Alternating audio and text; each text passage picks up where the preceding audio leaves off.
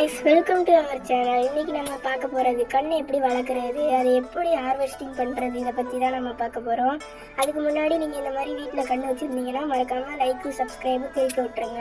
இப்போ நம்ம என்னென்ன செய்கிறோம், புதினாவை வெட்டிக்கிட்டு இருக்கோம். நம்ம வீட்டில் நிறைய வளர்ந்துருச்சுன்னு அதை வெட்டிக்கிட்டு இருக்கோம். அதை நாங்கள் நாளைக்கு காமிக்கிறோம் என்ன பண்ண போகிறோன்ட்டு. அதுக்கு முன்னாடி நம்ம சேனலை மறக்காமல் சப்ஸ்கிரைப் பண்ணிடுங்க மக்களே. இந்த மாதிரி நீங்கள் வெட்டினீங்கன்னா தான் அதுக்கப்புறம் இருக்கிற இதுவுமே நல்லா தடுக்கும்.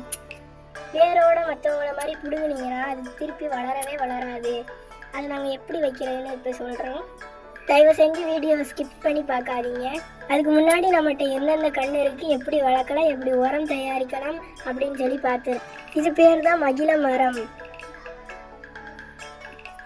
இது கீழே இருக்கிறது தாங்க கரும்பு. நாங்கள் எல்லா வகையான செடியும் வைப்போம்.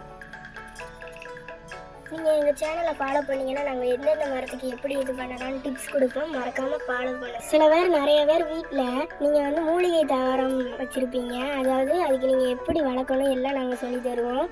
நீங்கள் வீடியோவை மறக்காமல் ஃபாலோ பண்ணு. மூலிகை தாவரம்னு சொன்னால் ஓமவல்லி இலை, துளசி இந்த மாதிரி வச்சுருப்பீங்க. ஆனால் இன்னும் சில பேர் வீட்டில் இந்த மாதிரி பூக்கன்று இருக்கும். இந்த மாதிரி நிறைய அழகழகாக பூக்கள் வச்சுருப்பாங்க. இது பேர் டேபிள் ரோஸு. அதுக்கப்புறம் இது பேர் பிச்சிப்பூ. பிச்சிப்பூ நல்லா கொடி மாதிரி வரும், உங்களுக்கே தெரியும். அது நாங்கள் வச்சுருக்கோம், கொடி மாதிரி வர இருக்குது. அதுக்கப்புறம் இது கனகாமரப்பூ. அதுக்கு நாங்கள் தனி பாத்திரம் வச்சுருக்கோம். நீங்கள் என்னன்னாலும் எங்கள்கிட்ட டிப்ஸ் கேட்டிங்கன்னா நாங்கள் கண்டிப்பாக சொல்லுவோம். கமெண்ட் பண்ணுங்கள். கண்டிப்பாக முக்கியமாக சப்ஸ்கிரைப் பண்ணிடுங்க மக்கள். இதுவும் டேபிள் ரோஸ் தான். இது என்ன மரம் பேய் மாதிரி இருக்குன்னு பார்க்காதீங்க. இதுதான் பாதாம் மரம். இது வளர்றதுக்கு இலையெல்லாம் பெருசாக இருந்தாலும் ஒரு ஆள் சோறு போட்டு சாப்பிட்ற மாதிரி வளர்ந்தாலும் சரி. இது பெரிய மரமாக வந்ததுக்கப்புறம் ஒரு கை அளவு குட்டி இலையாக தான் வரும். இப்போ பெருசாக தான் இருக்கும்.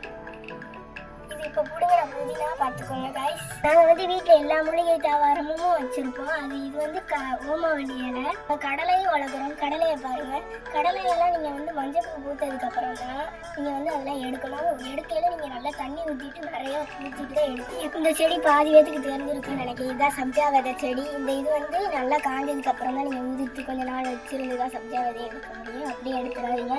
உள்ளே நல்லா இருக்காது டேஸ்ட்டு அப்படின்னு சொல்கிறேன். இது மணி பிளான்ட்டு. நாங்கள் இத்தனையோண்டு இருக்கையில் வச்சது. இப்போ இம்முடி தண்டி நாங்கள் வளர்த்துருக்கோம். இதுக்கும் நாங்கள் உரம் போட்டு தான் வளர்க்குறோம். இது பேர்லாம் என்னென்னு தெரியுமா? இது ட்ராகன் ஃப்ரூட்டு. ட்ராகன் ஃப்ரூட் எப்படி வளர்க்குறதுன்னு தெரியுமா? அதை நாங்கள் அடுத்த வீடியோவில் சொல்கிறேன். அதுக்கு நீங்கள் முதல்ல சப்ஸ்கிரைப் பண்ணுங்கள், பெல் ஐக்கான் ஆல்ல கொடுத்துருங்க. இது பேர் தான் 5 மணி பூச்செடி. எங்கள் வீடு ஃபுல்லாகவே நாங்கள் கார்டனாக தான் வச்சுருப்போம்.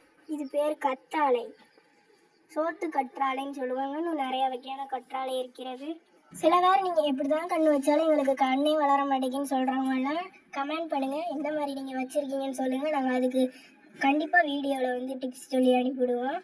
அதே மாதிரி நாங்கள் மருத்துவத்துக்கும் நாங்கள் நிறைய அறிகுறிகள் சொல்லுவோம். அதாவது நீங்கள் துளசியை டெய்லியும் காலையில் ஒரு 4 இலை பிடுங்கி சாப்பிட்டீங்கன்னா உங்களுக்கு சளி தொலை கொஞ்சம் குறையும். சளி தொல்லையால் பாதி பேர் பாதிக்கப்படுறாங்க. இப்போ உள்ளவங்கலாம் பாதி பேருக்கு எல்லா ப்ராப்ளமும் இருக்குது. ஸோ காய்ஸ், நீங்கள் நாங்கள் இந்த மாதிரி தண்ணி நிரப்பி வச்சுருக்க மாதிரி வச்சிடாதீங்க. இது அழுகி தான் போகும். நாங்கள் இப்போ வெயிலுக்காண்டி கொஞ்சோண்டு இதமாக இருக்கட்டும் வச்சுருக்கோம். நாங்கள் கொஞ்சம் நேரம் கழித்து இந்த தண்ணியை கொட்டிடுவோம். நீங்கள் இப்படி வைக்காதீங்க, இல்லாட்டி அழுகி போயிடும். இந்த மாதிரிலாம் யாரும் நிறைய ஊற்றிடாதீங்க. முக்கியமாக நீங்கள் எந்த பாத்திரத்தில் நீங்கள் வச்சாலும் அதை ஓட்டை போட்டு வைங்க. சரி காய்ஸ், வியூவர்ஸ்க்கு போர் அடிச்சுக்குன்னு நினைக்கிறேன். சரி, அடுத்த வீடியோவில் பார்க்கலாம்.